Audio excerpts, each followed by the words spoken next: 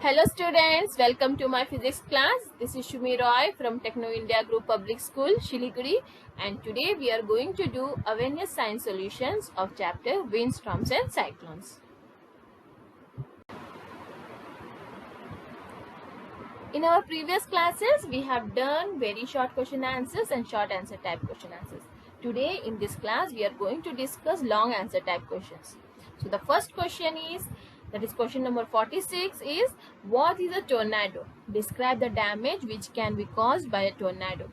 What precautions should be taken for protection from a tornado? So what is a tornado? Tornado is a violent storm with a column of rapidly rotating winds, having the appearance of dark funnel-shaped cloud that reaches from the sky to the ground.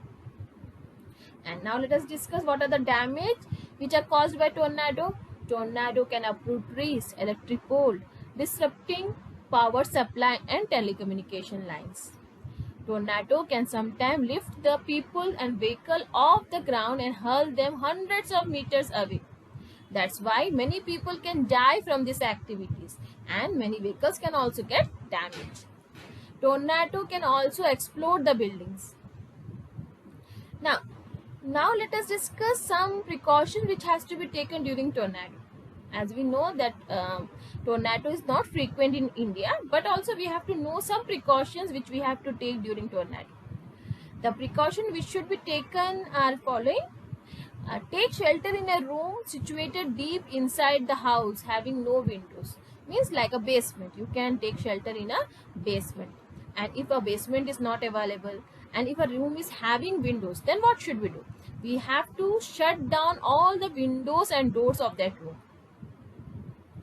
Okay, and if a person is in vehicle and that time tornado is started, then we have to get out the vehicle and go to a low lying area and lie flat in it. Okay, so these are the few sets of precautions which has to be taken during tornado. The next question is, what is a cyclone? Where is the cyclone formed? Name any 5 factors which help in the development of a cyclone. What is the center of cyclone known as? There are 4 questions which are involved. Let us discuss it one by one. First, what is a cyclone? Cyclone is a huge revolving storm which is caused by high speed winds blowing around a central area of very low pressure in the atmosphere. Okay, we have already learned about cyclones. What are cyclones? Okay, so what is cyclone? Cyclone is a huge revolving storm. Okay, and it is caused by very high speed winds which are blowing around a central area of very low pressure in the atmosphere.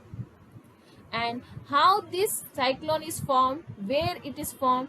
So where it is formed? In the atmosphere, over the warm sea water and near the equator, because we know that equator receives the maximum heat from the sun, and the warm sea water near the equator during the hottest summer month, cyclone is basically formed. Now, there are few factors on which this cyclone depends. The few factors which help in the development of cyclones are temperature of that place, humidity at that place, wind speed, what is the wind speed, what is the wind direction, and how our earth is rotating. So on these 5 factors, development of cyclone depends. And the center of the cyclone is known as the eye of the cyclone. The next question is, why are cyclones so destructive? Describe how a cyclone causes widespread destruction leading to a great loss of life and property. State the various precautions to be observed by a person living in a cyclone hit area. So why are cyclones so destructive? Cyclones are so destructive because this can damage buildings, railway tracks, damage vehicles. It can be a cause of death of many people. It can cause flood. It can pollute the water during flood. It can destroy crops, and there are many more destruction which can be caused by cyclones. Why cyclone causes widespread destruction leading to the great loss of life and property? Because the high speed of cyclone can uproot buildings, trees, poles of electric lines and telephone. And we also know that cyclones can cause flood. The fast moving of the flood water can cause damage to railway tracks, can destroy crops, can damage many infrastructures, and it can also pollute the water. So there must be some precaution which we have to observe. So various precautions which to be observed by a person living in cyclone hit areas are: do not drink water that could be have contaminated by floods, because we know during cyclones the floods are common, and these floods can contaminate the drinking water. So do not drink the contaminated water. We have to store some water.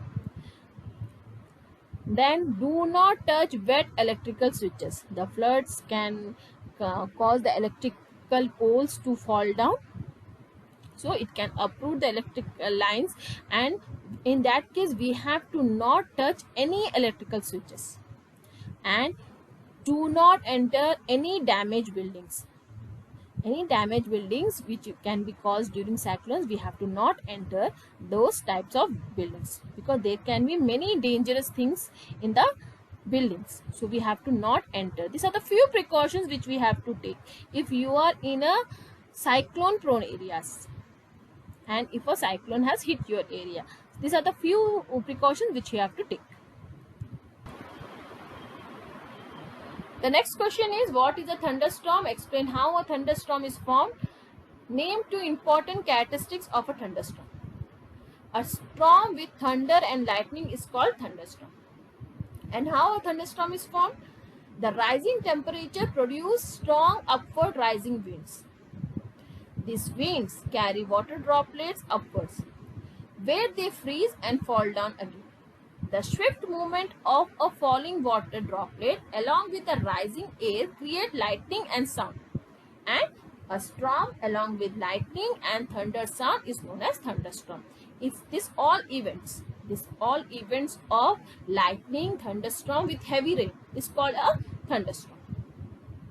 Next, two important characteristics of thunderstorms are the violent blowing of wind with light or heavy rain. Okay, so always a thunderstorm is accompanied with a violent blowing of wind. You can say high speed winds with light or heavy rain.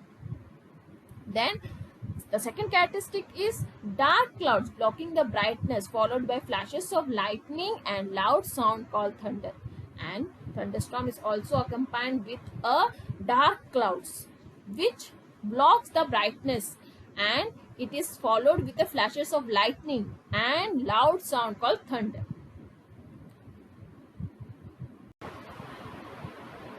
The last question is, what type of areas are suitable for the frequent development of thunderstorm? Why? State the precaution which should be observed to protect ourselves from lightning during a thunderstorm. So thunderstorm develop in hot and humid tropical areas very frequently. These type of areas are suitable for thunderstorm because the heat of tropical area warms up the air and makes it rise up, whereas the humidity provides the water vapor for the formation of clouds. Now, as we know, the thunderstorm is always accompanied by lightning, and lightning is a giant electric spark. So when lightning strikes the earth, it can kill people. It can also damages building. So we should take the following precautions during a thunderstorm to protect ourselves from lightning. The few precautions are: do not sit near a window during lightning. Open garages,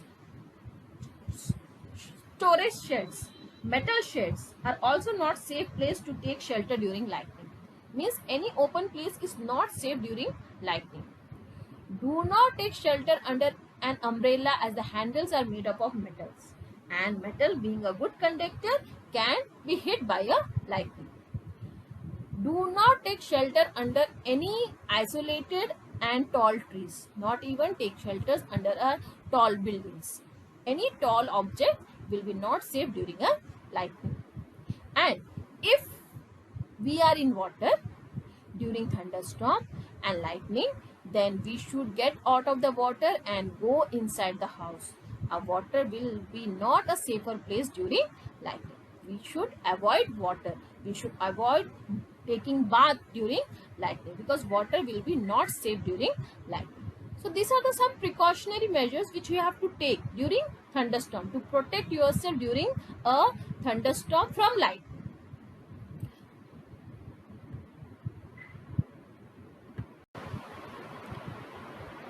Students, with these questions we have completed long answer type questions of chapter windstorms and cyclones. In our next class we are going to discuss the multiple choice questions of the chapter windstorms and cyclones. Thank you for joining the class.